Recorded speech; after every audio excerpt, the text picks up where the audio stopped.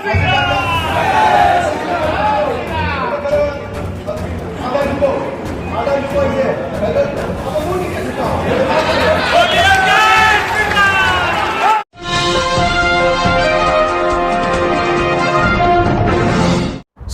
नमस्कार, मैं हूं नीरज पटेल और आप देख रहे हैं नेशन जनमत। आखिरकार बीजेपी ने बड़बोले पिता पुत्र यानी ओम प्रकाश राजभर और उनके पुत्र अरविंद राजभर को उनकी हैसियत दिखा ही दी। डिप्टी सीएम ब्रजेश पाठक को मौका मिला था कि अच्छा बीजेपी और ब्राह्मणवाद के खिलाफ बहुत जहर उगलते थे, लेकिन अब आया ऊंट पहाड़ के नीचे। मतलब पिता को मंत्री बनना है तो बीजेपी की गुलामी स्वीकार करनी पड़ेगी और पिता के पुत्र यानी कि अरविंद राजभर को घोसी से उम्मीदवार बनना है तो हमारे शरणागत जाना ही होगा।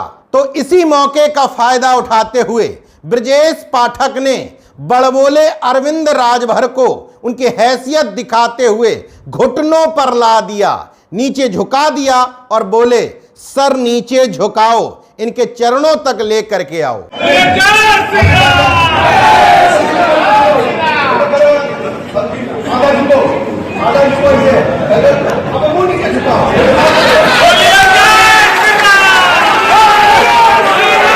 हिंदुत्ववादियों की डिक्शनरी में शायद इसी को पूर्ण आत्मसमर्पण कहा गया है। पहले अरविंद राजभर ने माफी मांगने का अभिनय किया, थोड़ा सा झुके, लेकिन ब्रजेश पाठक ने पहले ऊंचाई पर खड़ा किया, फिर बोले झुक जाओ। अरविंद राजभर ने खड़े खड़े ही झुकने की कोशिश की तो बोले पहले घुटने पर आओ, घुटने पे आने के बाद अपना सर इन सब के सामने झुकाओ, तब तुम्हारी माफी मांगी जाएगी। राजनीति में माफी मांगना कोई बहुत बड़ी बात नहीं है, मगर माफी किस तरीके से मंगवाई जा रही है, कितने अपमानित तरीके से मंगवाई जा रही है, यह महत्वपूर्ण होता है। अगर ओम प्रकाश राजभर और उनके पुत्र पिछड़े दलित ना होते तो क्या भारतीय जनता पार्टी में पाला बदल करके जो सवर्ण नेता पहुंचे हैं उनका भी इस तरह का वीडियो सामने आएगा कि घुटने मुड़वा करके सर झुका करके माफी मंगवाई जाए? नहीं मंगवाया जाएगा, क्योंकि शास्त्रों में इसी को सामंतवादी मनुवादी व्यवस्था कहा गया है।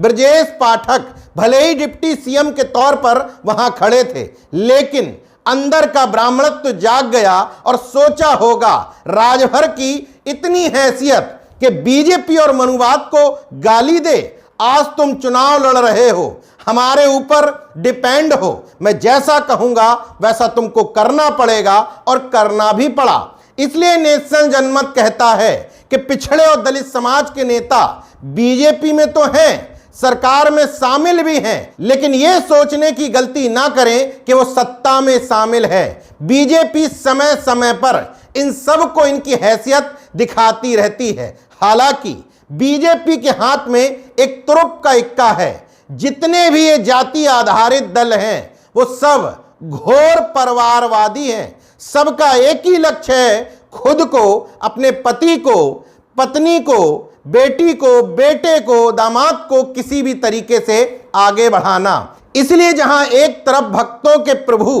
परिवारवाद पर ज्ञान देते रहते हैं, वहीं उत्तर प्रदेश में दो राष्ट्रीय अध्यक्षों वाली पार्टी यानी कि पति पत्नी वाली पार्टी अपना दल एस को साथ में लिए रहते हैं। राजभर कहीं भी जाएं, गौर करिए, एक तरफ पुत्र अरविंद राजभर, एक तरफ पुत्र अरुण राजभर। उनके लिए यही पिछड़ा दलित समाज है और यही राजभर समाज। उसी तरीके से निषाद पार्टी वाले संजय निषाद खुद मैनेज हैं, एक और बेटा मैनेज है, एक और बेटा मैनेज है, यही उनका निषाद समाज है। वैसे ही पारिवारिक विरासत पर पल रहे जयंत चौधरी भी इन्हीं के पाले में खड़े हैं। वहीं अगर बिहार की बात करें तो पिता के दम पर दुकानदारी चला रहे चिराग पासवान भी बीजेपी के साथ हैं, लेकिन मंच से पानी पी पी करके परिवारवाद को गाली दी जाएगी। हालांकि बीजेपी की यही ताकत है, इन सब छुटवइये राजनीतिक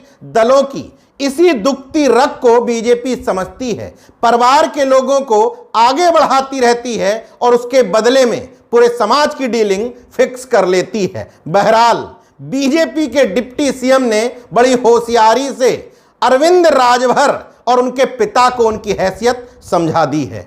देखते रहिए नेशनल जनमत, जागरूक और सजग बने रहिए। जय विज्ञान, जय संविधान, जय लोकतंत्र। धन्यवाद।